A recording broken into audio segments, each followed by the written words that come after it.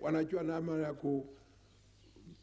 kufanya. Kama mmoja nakosa umati ya watu naingia michezo ya mpira na kadhalika, wasiingilie kusema wacha hiyo naharibu mambo.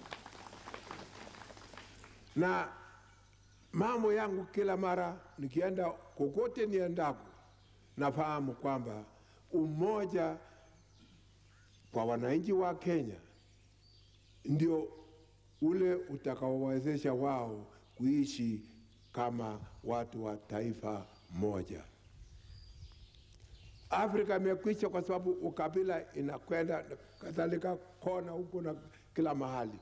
Vijana wanaweza kutaka kuwa rais, lakini hiyo ni wale Liberia, yule aliyetafuta urais, watu wamekufa na angali anataka tu rais na bunduki peke yake. Hii